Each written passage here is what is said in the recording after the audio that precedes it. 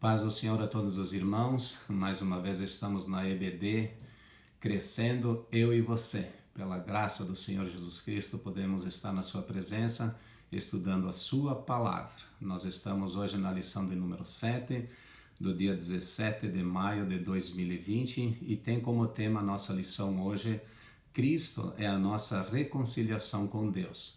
Por que Cristo? Porque 1 Timóteo 2:5 diz que porquanto há um só Deus e um só mediador entre Deus e os homens, Cristo Jesus. Então, no decorrer dessa lição, não esqueça desse versículo, medite nele, grave no seu coração que nós só temos a Cristo como nosso reconciliador com Deus. Nosso texto áureo. Porque ele é a nossa paz, o qual de ambos os povos fez um, e derribando a parede de separação que estava no meio. Efésios 2:14. Porque ele, Jesus, o qual de ambos, judeus e gentios, que nós estudamos na lição passada também, e essa lição é sequência, então se você não ouviu, não assistiu a lição passada, faça isso e compreenderá melhor esta lição também. Nossa verdade prática: ao morrer na cruz do Calvário, Cristo reconciliou os eleitos, desfazendo a inimizade entre Deus e os homens. Vejo que Deus é amor, mas num determinado momento, nós fomos destituídos, de certa forma, desse amor, porque pela desobediência pecamos. Pecado não tem comunhão com Deus e por isso se rompeu essa amizade entre Deus e o homem, desde lá do Jardim do Éden. Deus pediu a Adão e Eva lealdade e fidelidade, obediência à sua voz e às suas ordens.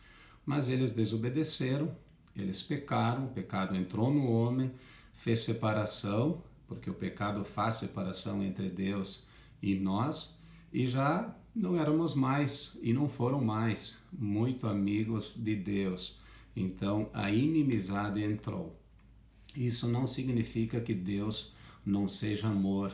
Deus ama nós como pecadores, mas ele não tem comunhão, ele não tem amizade com o pecado. Então, quando Cristo morreu na cruz do Calvário, ele reconciliou todos aqueles que o aceitam, como Senhor e Salvador, reconciliou com Deus. Então essa inimizade foi desfeita e é isso que essa lição vai tratar.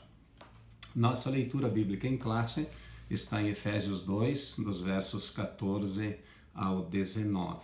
E o nosso objetivo geral nessa lição é conscientizar que por meio do sacrifício vicário, Cristo desfez a inimizade entre os dois povos e criou deles um só, a igreja.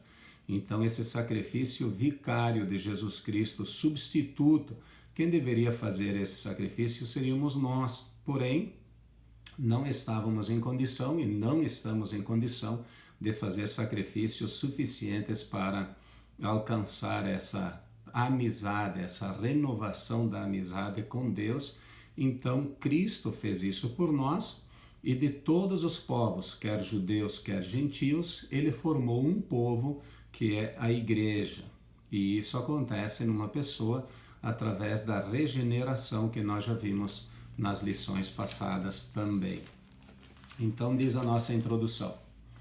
Se na nossa lição analisamos o antigo quadro desolador acerca dos gentios, em que o apóstolo descreveu, nesta veremos que houve uma significativa mudança na sequência do capítulo 2. No versículo 13, Paulo usa a expressão adversativa. Essa expressão aqui significa oposta. Então ele usa essa expressão oposta, mas agora para indicar que algo aconteceu e alterou a situação dos gentios. Os gentios que nós vimos na aula passada, que estavam destituídos da glória, da graça de Deus. Então diz o verso 13 do capítulo 2 de Efésios, no início ele diz assim, mas agora em Cristo. Por que agora? Porque no verso 12 a expressão adversativa é naquele tempo. Então os gentios naquele tempo, no verso 12, estavam sem Cristo, separados da comunidade de Israel, estranhos às alianças da promessa, não tendo esperança e sem Deus no mundo. Mas agora em Cristo, então os gentios têm essa esperança pela obra de Jesus Cristo, pelo evangelho que chegou aos gentios, pela regeneração que ele promove dentro da pessoa. Então todos, gentios e judeus, têm oportunidade de estar em amizade, de ter amizade com Deus, serem amigos de Deus. Então ele explica que essa mudança repousa na obra que Cristo realizou. Isso não são méritos nossos, mas é na obra de Cristo que ele realizou por nós. Então ele diz no verso 13, ali na nossa leitura, mas agora em Cristo, vós que antes estáveis longe, fostes aproximados pelo sangue de Jesus Cristo. Então nós chegamos perto, estávamos longe, chegamos agora bem pertinho, bem próximos, de Deus por essa reconciliação em Cristo. Na presente lição, estudaremos os desdobramentos dessa mudança. Então esse é um dos propósitos, dessa lição também. Compreender, entender melhor, essa amizade, esse retorno de amizade com Deus, reconciliados por Cristo. Primeira parte da nossa lição. Cristo desfez a inimizade entre os homens. O exclusivismo religioso criou inimizade entre judeus e gentios. O que quer dizer isso? Esse exclusivismo é porque Deus chamou, convocou o povo de Israel e lhe deu todas as ordenanças, todas as leis, todos os estatutos, os decretos que eles deveriam observar e serem aquela nação santa, que se santificaria perante o Senhor através de todas essas ordenanças, para anunciarem, fazerem a vontade do Senhor, promoverem o nome do Senhor em meio às nações. Então houve um exclusivismo e nós vamos ver que esse exclusivismo às vezes não é muito bom. Nesse ponto veremos o que Cristo fez para dar fim a esse litígio, a esse conflito entre os homens. Então nós vamos entender melhor o que Cristo fez para desfazer esse exclusivismo religioso e essas desavenças, esses litígios, esses conflitos que se geraram entre judeus e gentios. Então diz o primeiro subponto da nossa lição, nessa primeira parte da lição. A parede de separação entre os homens. Ele fala disso, então, aqui na leitura em classe, também fala disso no capítulo 2 e o verso 14. Trata-se de uma analogia, é uma semelhança que é feita aqui, essa parede de separação. Nós sabemos o que é uma parede que separa ambientes, está dividindo espaços, Então ele faz essa analogia com as muralhas do templo em Jerusalém. A estrutura da construção revela o exclusivismo religioso do judaísmo, ou seja, os gentios não tinham acesso que os judeus tinham, os sacerdotes e o sumo sacerdote, em adentrar no santuário e alcançar aqueles sacrifícios e através desses sacrifícios poderem ir adentrando no santuário. Então eles passavam ali na entrada pelos sacrifícios que precisavam ser feitos, a imolação dos animais. Depois então o sacerdote entrava no lugar santo, preparava esse lugar para que o sumo sacerdote pudesse adentrar o véu que separava o lugar santo do santíssimo lugar e ali então ele fizesse intercessão por todos os demais. Mas os judeus, os separados, os levitas, os sacerdotes é que entravam ali e faziam todo esse serviço, e os gentios não tinham esse acesso. Então ali havia uma separação, como que uma parede de separação, e de fato o santuário tinha essa divisão, se nós formos analisar e ver detalhadamente. Então, a estrutura da construção revela o exclusivismo religioso do judaísmo. Claro que Deus determinou isso, mas com isso também os judeus começaram a fazer acepção de pessoas, desconsiderando os gentios que também necessitavam da misericórdia e do amor de Deus sobre as suas vidas. Então, entre o santuário e o átrio dos gentios, havia um muro de pedra com a proibição de acesso aos estrangeiros, que no caso seriam aos gentios. E nenhum gentio poderia adentrar e ultrapassar essa barreira, né, a ponto de até Paulo, numa certa ocasião, permitir isso, e isso não foi do agrado lá, porque não era permitido que os gentios entrassem. Então, esse exclusivismo, o que nós podemos aprender aqui? Que nós não somos os donos da verdade, não somos nós os exclusivos da verdade, não somos nós os únicos que têm a verdade nas mãos, o Evangelho, a palavra de Deus para anunciá-lo. Na verdade, quem é o dono da verdade é o próprio Senhor Jesus Cristo, porque ele disse a Tomé em João 14,6, eu sou o caminho, a verdade e a vida. Então, a verdade é Cristo, está em Cristo, mas nós somos portadores dessa verdade, fomos convocados, a igreja foi convocada para ser a promotora, anunciadora do Evangelho e desta verdade. Por isso, se nós temos essa missão e se Deus nos outorgou esse trabalho, nós não devemos fazer exclusivismo, não devemos ser exclusivistas, excluir pessoas, achar que nós somos melhores ou maiores diante de Deus. Não, Deus nos chamou para uma missão e devemos ser servos, obedecer ao nosso Senhor nessa obra e levar esse evangelho que reconcilia todas as nações, quer judeus, quer gentios, todos os povos em Cristo são reconciliados. Então, que não haja esse exclusivismo no nosso meio, nem entre nós, o corpo de Cristo, não considerando todos os membros, né, úteis na presença do Senhor. Não importa qual função, qual trabalho, o que Deus me chamou, como Deus me chamou, aonde eu estou, não todos são necessários, são bem ali vindos nesse corpo e têm o seu trabalho, a sua função a desempenhar. Então que Deus abençoe, que não haja isso na nossa igreja, no corpo de Cristo, que foi o próprio Cristo que nos reconciliou e nos fez ter uma nova amizade com Deus. A derrubada da parede da separação é o segundo subponto. O apóstolo declara que em Cristo foi derrubada a parede de separação que estava no meio. Isso está no capítulo 2, verso 14, a parte B. Diz, a parede de separação que estava no meio, a inimizade.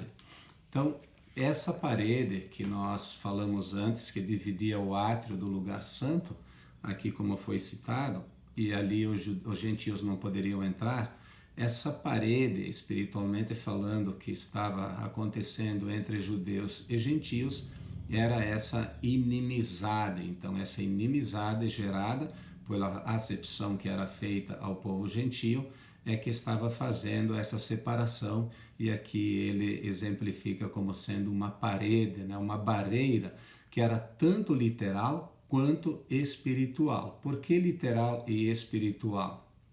Porque havia, né, de fato esse muro lá, e essa separação estava acontecendo sim entre os judeus e os gentios. Então isso era literal, era físico, eles não poderiam, né, ultrapassar os limites porque havia essa barreira. E espiritualmente espiritualmente falando, porque a separação estava acontecendo, né, e estava presente a separação do homem com Deus.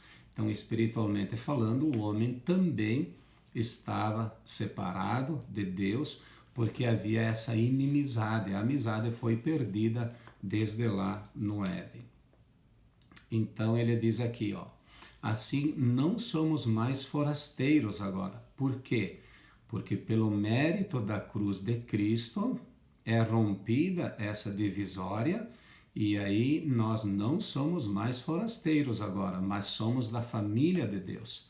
Quando Cristo, né, se entregou na cruz, por mérito dele, essa divisão, essa acepção, essa barreira, essa parede que existia foi derribada. Nós sabemos que o véu se rasgou de alto a baixo, e aí todos agora têm acesso diante de Deus, e em Cristo Jesus reconciliados por ele. Então nós somos agora não forasteiros, né? Sem rumo, sem destino, sem saber onde nós queremos chegar, mas nós pertencemos à família de Deus, temos acesso à presença do Pai.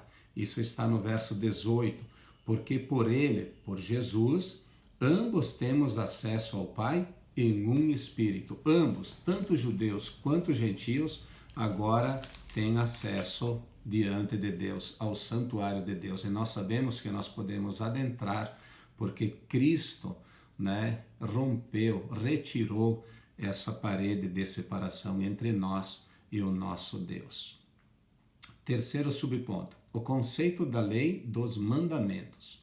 A compreensão desse conceito repousa na visão tripartida da lei mosaica, ou seja, tripartida dividida em três partes: a lei moral, a lei cerimonial e a lei civil.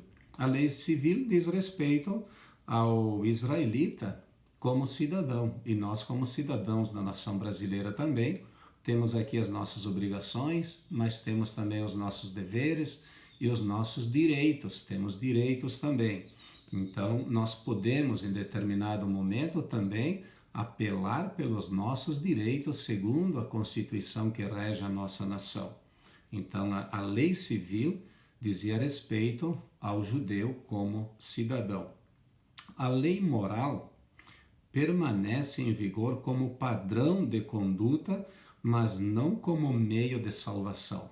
A lei moral dada por Deus, desde lá no princípio, através da lei de Moisés e os demais decretos de Deus, eles continuam presentes. Tanto é que Jesus, no Sermão do Monte, a partir do capítulo 5, em alguns versículos, em alguns ensinamentos de Jesus, aprofundando mais o sentido desta lei, ele diz assim, ouviste o que foi dito aos antigos. Então ele lembra, ele cita aquela lei moral e ele acrescenta algo. Por exemplo, quando alguém adulterava naquele tempo, ele seria morto, mas ele seria morto quando de fato consumasse o ato. E hoje, nós podemos adulterar também em pensamento. Então, se tivermos um pensamento impuro desses, já adulteramos. Então, Jesus lembra o que foi dito e acrescenta o verdadeiro sentido que tinha por trás daquele mandamento. Então, a lei moral permanece. Porém, essa lei não nos salva, como nós vimos na lição passada. A nossa salvação é pela graça, como diz Efésios 2, 8 e 9. Pela graça sois salvos mediante a fé. Isso não vem de vós, é dom de Deus, não de obras, para que ninguém se glorie. A lei cerimonial é citada como sendo a circuncisão, sacrifícios, comida e bebida, dias de festas, lua nova e sábado. Todas essas ordenanças, essa lei cerimonial, eles foram então abolidos, todos esses trabalhos, todos esses aqui sacrifícios que deveriam ser feitos, esses Jesus cumpriu, aboliu na cruz do Calvário. Não é mais necessário porque Cristo Jesus os aboliu. Então, esses ritos identificavam a posição do povo judeu diante de Deus. Eles tinham que observar isso porque Deus havia determinado para que eles fizessem tudo isso, e então eles, para chegarem, para manterem a sua posição diante de Deus, deveriam cumprir. E demonstrava a hostilidade deles para com os gentios. Como os gentios não participavam disso, então os judeus não os consideravam. O nosso subponto 4 diz a revogação da lei dos mandamentos. A eliminação das barreiras que dividiam judeus e gentios se deu pela revogação, ou seja, anulação, extinção da lei dos mandamentos, que consistia em ordenanças, não a lei moral, mas sim a lei que consistia em ordenanças. Isso está no verso 15. Aboliu na sua carne a lei dos mandamentos na forma de ordenanças, para que dos dois criasse em si mesmo um novo homem, fazendo a paz. Então aqui o que ele revogou, anulou, extinguiu, aboliu, foram essas leis, essas ordenanças. Não vim, Jesus disse em Mateus 5,17, para revogar, mas cumprir a lei. Então essa revelação não contradiz o que Jesus disse, porque Jesus não veio revogar, mas ele cumpriu todas essas ordenanças para poder aboli-las, né? E não houver mais necessidade de se fazer isso para chegar ao Santo dos Santos, diante de Deus, no santuário de Deus. Hoje nós temos livre acesso, como eu disse, por Jesus Cristo, né? Pelo seu sacrifício na cruz. Visto que, ao entregar seu corpo para ser crucificado, Cristo cumpriu a lei oferecendo-se como sacrifício em favor de ambos, né? Isso está em Hebreus 7:27. Vamos ler esse versículo aqui de Hebreus. 7:27 diz: que não tem necessidade, como sumos sacerdotes, de oferecer todos os dias sacrifícios, primeiro por seus próprios pecados, depois pelos do povo, porque fez isto uma vez por todas, quando a si mesmo se ofereceu. Então todos esses trabalhos, esses sacrifícios não são mais necessários, porque Jesus Cristo, quando se ofereceu, ele os cumpriu, e agora então eles estão extintos, não há necessidade de continuar praticando esses ritos. O ato de Cristo oferecido a Deus em cheiro suave aboliu a necessidade dessas ordenanças ritualísticas e assim a inimizade foi desfeita. Então, o ato de Cristo, o seu sacrifício vicário, né, oferecido a Deus, vicário substituto, subiu diante de Deus como cheiro suave e foi abolido, cancelado, e assim a inimizade que havia, que se gerou por causa da desobediência desde lá no Jardim do Éden, então ela foi desfeita e o homem tem a oportunidade de ter o maior, o melhor, o mais estimado, o mais querido de todos os amigos, que é Deus, o Pai, Filho e Espírito Santo. Então o caminho agora está aberto para chegar diante de Deus. Graças a Deus por esse ato de Cristo, esse sacrifício oferecido por nós. Segunda parte da nossa lição, com os seus subtópicos. Pela paz, Cristo fez um novo homem. Pela paz. Diz o comentário que introduz esses tópicos, subtópicos. A partir da expiação na cruz, a paz foi proclamada e de ambos os povos, judeus e gentios, Cristo fez uma nova humanidade. Então, a partir da expiação, que é a remissão, o perdão dos pecados na cruz, pelo seu sangue vertido na cruz, puro, carmesim, a paz foi proclamada.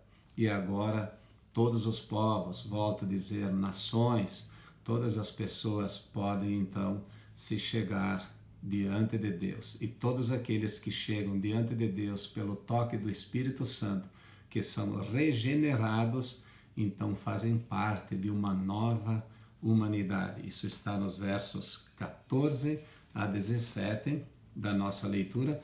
E eu vou ler o 17. E vindo, evangelizou, paz a vós outros, que estáveis longe, nós gentios estávamos longe, e paz também aos que estavam perto. Por quê? Porque para ter paz com Deus, só por meio do príncipe da paz, que é Jesus Cristo. Então nós podemos ter agora essa alegria no coração, essa amizade refeita e poder comungar a paz de Deus no nosso coração.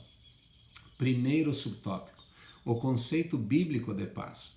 A paz é a descrição de boas relações, do fim de um conflito.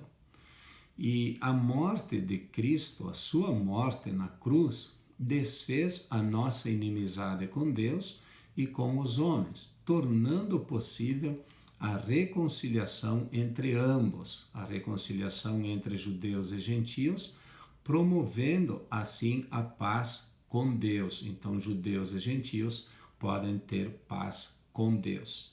Então, nós temos Colossenses 1:20, que nos fala sobre isso, e também Filipenses 4:7, quando ele diz: e a paz de Deus, que excede todo entendimento, guardará o vosso coração e a vossa mente em Cristo Jesus. Como é essa paz? Que tamanho tem essa paz? Ela vai além do nosso entendimento. Por isso que é a paz de Deus. Porém, para ter paz com Deus, nós precisamos receber e crer que Jesus Cristo é o nosso Senhor e Salvador. Por isso que Romanos 5:1 diz que nós temos paz com Deus por meio de nosso Senhor e Salvador Jesus Cristo. Graças a Deus por isso. Segundo subtópico, Cristo é o motivo da nossa paz. Paulo declara que Cristo é a nossa paz. Isso está no verso 14. Porque Ele é a nossa paz. Quem é Ele? Jesus Cristo. Ele é a nossa paz. Então, isso implica o conceito de comunhão espiritual. Ou seja, duas pessoas estão em paz quando elas têm essa comunhão, quando elas se relacionam bem, quando os seus pensamentos, os seus propósitos, os seus ideais, eles estão de acordo um com o outro, eles estão relacionados um com o outro e eles têm esse mesmo propósito, essa mesma intenção, esse mesmo desejo no coração. Então, ter essa paz de Cristo, isso significa ter comunhão espiritual, ou seja, Cristo habita em nós, porque nós vamos ter essa paz com Cristo, sendo Ele mesmo a nossa paz. Então, isso lá em João, no capítulo 14, versos 23 a 27, nos fala dessa comunhão e dessa paz. E lá Jesus diz assim a respeito da paz: deixo-vos a paz, a minha paz vos dou. Não vou-la dou como a dá o mundo. Não se turbe o vosso coração, nem se atemorize. Então veja que Jesus deixou a paz verdadeira. Ele é a nossa paz. E não é uma paz como dá o mundo, ou seja, a paz que o mundo gera em nós é uma paz que depende das circunstâncias. Ou ela é boa ou ela é má. Se as circunstâncias e tudo aquilo que nos cerca, as bênçãos que nós recebemos, aquilo que o mundo está nos oferecendo, está tudo bem, e os nossos propósitos, o nosso trabalho, a nossa família e tudo aquilo que nos cerca vai bem, então nós temos uma certa paz. Estamos bem alimentados, bem satisfeitos, suprindo as nossas necessidades, está tudo bem. Porém, essa paz, ela pode ser quebrada, porque se o mundo não oferece isso e eu estiver em escassez, em problemas, em dificuldades, em lutas, que é difícil resolver, então eu posso perder essa paz. Essa é a paz que o mundo oferece. É uma paz que depende das circunstâncias em que eu estou vivendo. Mas a paz de Jesus Cristo não é assim. Não é uma paz que depende de circunstâncias.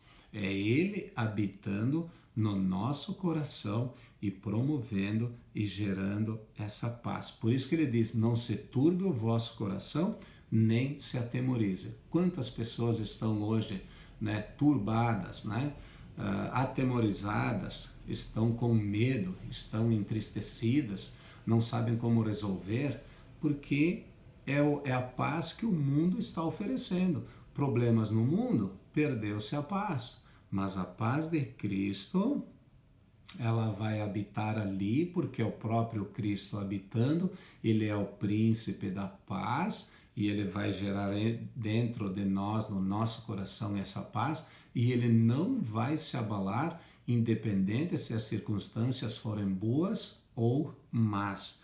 Então, é Cristo, é comunhão espiritual, é ter Cristo no coração. Desse modo, essa paz repousa na igreja, entre o crente e Deus, e entre judeus e gentios.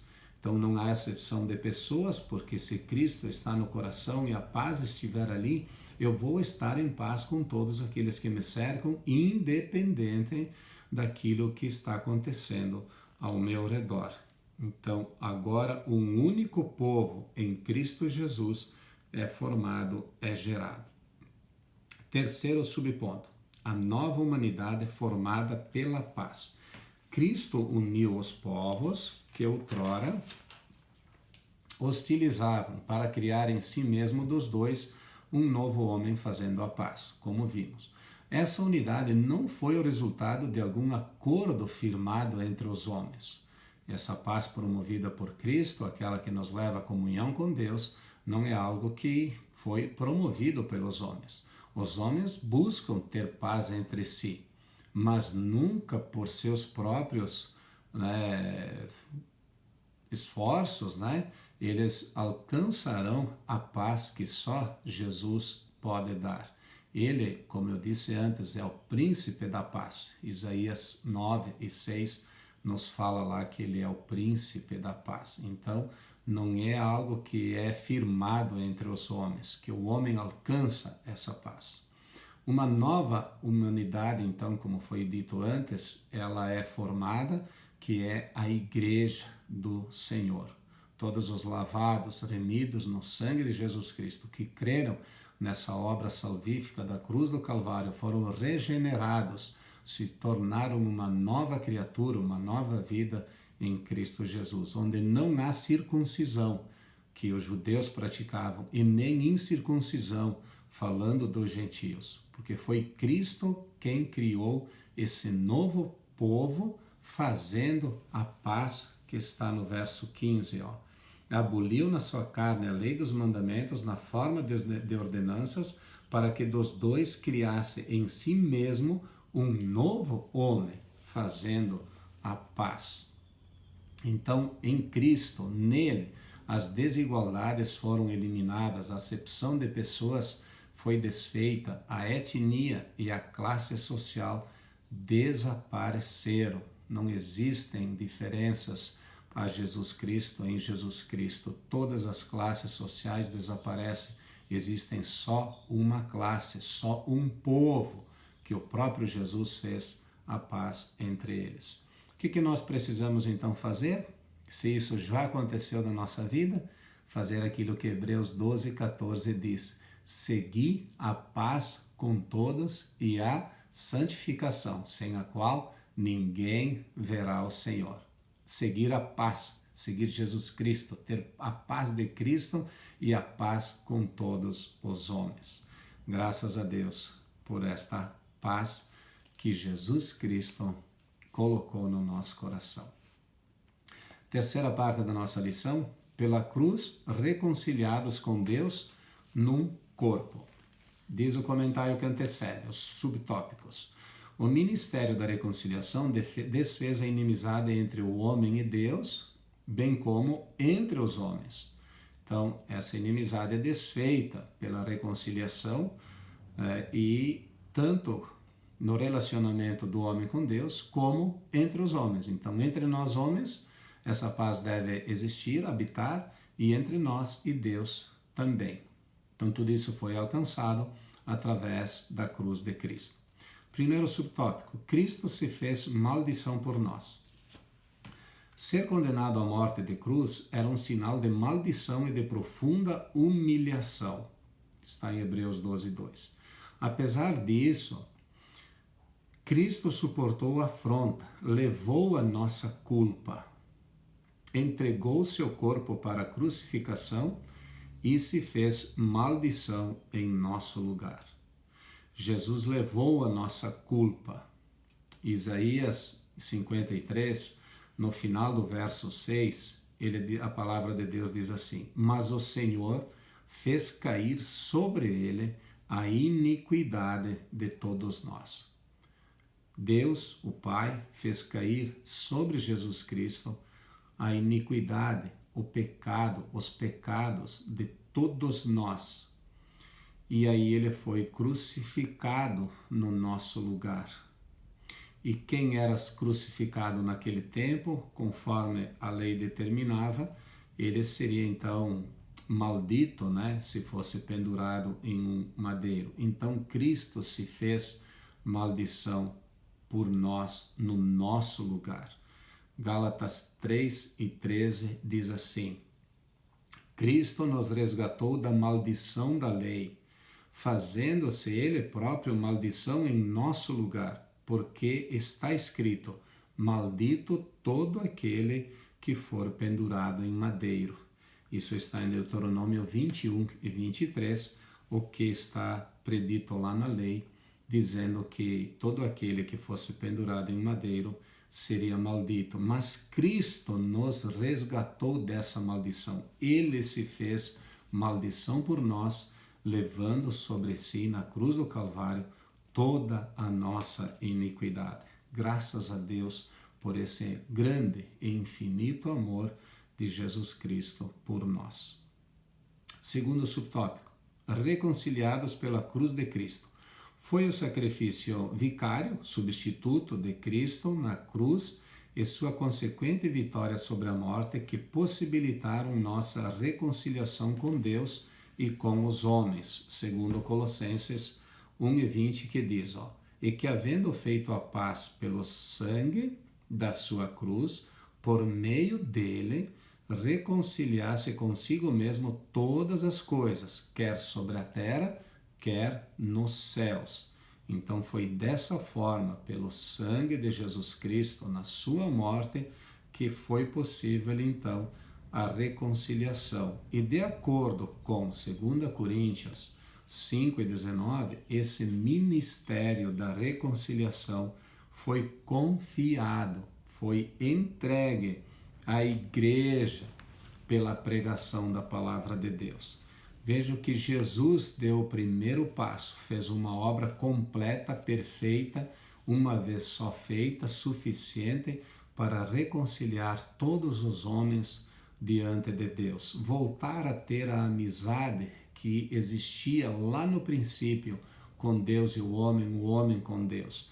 Mas agora, na ausência do Senhor Jesus Cristo, nesse momento, nesta terra, Ele enviou o Espírito Santo do Senhor para ser o Consolador e o anunciador do Evangelho, e o Espírito Santo veio no Pentecostes sobre a sua igreja, sobre os seus discípulos, e ali então se inicia a Igreja de Cristo, um povo lavado e remido pelo sangue de Jesus Cristo, que agora tem paz com Deus, mas que tem uma missão de reconciliar.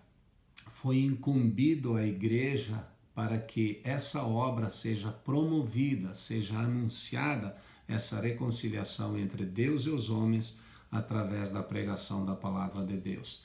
Então a primazia da palavra em nossas reuniões, em nossos cultos, a primazia no ensino e no discipulado daqueles que estão recebendo a palavra do Senhor, para que sejam, não por nós, mas pelo Espírito Santo do Senhor, reconciliados com Deus. Esta é a missão da igreja. Reconciliados pela cruz de Cristo nós fomos, mas muitos ainda não alcançaram essa benevolência do Senhor. É missão então da igreja. Reconciliados na cruz em um corpo, que agora então esse corpo aqui é a igreja que já estava sendo dito aqui no parágrafo anterior.